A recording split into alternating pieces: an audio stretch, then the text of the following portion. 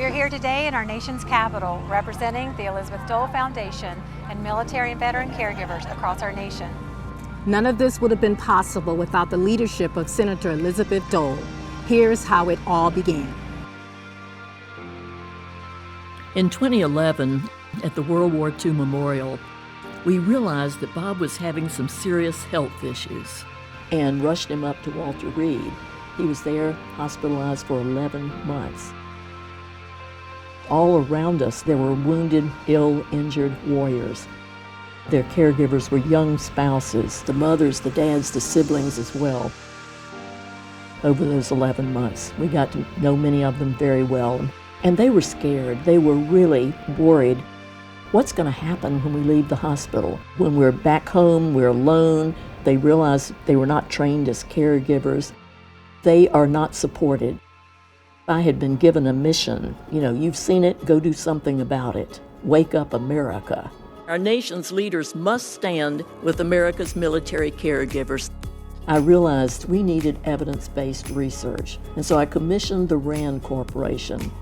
They did a 2-year study and told us there are 5.5 million military and veteran caregivers, providing about $14 billion a year as an unpaid workforce. Our research tells us that a strong, well-supported caregiver is the #1 way to contribute to the health and recovery of a veteran. We've built a coalition of 300+ national, local, and regional organizations. We've vastly expanded VA services and support for caregivers. We have 200 caregiver fellows representing all 50 states and Puerto Rico. We make appointments for them on Capitol Hill with their congressmen and senators and their staffs. And they storm the Hill and they tell their story directly. And they're a great help in terms of getting legislation passed. I am one voice among many who need consistent and compassionate help as we carry this heavy responsibility caring for our veteran.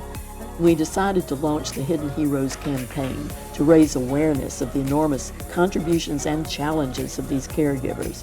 We want to talk about the Elizabeth Dole Foundation, which saw a need several years ago for our caregivers, those who are caring for our veterans, and decided this was a need that needed to be met. We've recruited more than 140 cities and counties, and we're still going across the country to mobilize, educate, and build awareness in home communities for caregivers. We've expanded our focus to include America's hidden helpers, our military caregiver children. Our campaign for inclusive care is changing the culture at VAs nationwide. Caregivers now have the opportunity to be part of their veterans' healthcare team. We're making tremendous progress in addressing the unemployment and underemployment of military caregivers through a national call to action to America's employers. The Elizabeth Dole Foundation has put a face and a name to those who are caring for our wounded, ill, and injured service members. I know I'm not alone. It's a powerful, powerful thing. Elizabeth Dole Foundation, because of you, the whole nation is talking about caregiving. The foundation definitely empowered me. I feel like I'm stronger than ever. Kind of like Wonder Woman. I've never known anyone as committed to what she's doing than Elizabeth. There are veterans who need care in every state, and Elizabeth's foundation has moved to close the gap. It's made a vast difference. The foundation's legacy will be a shift in culture. An America where caregivers are empowered, they're appreciated, they're listened to.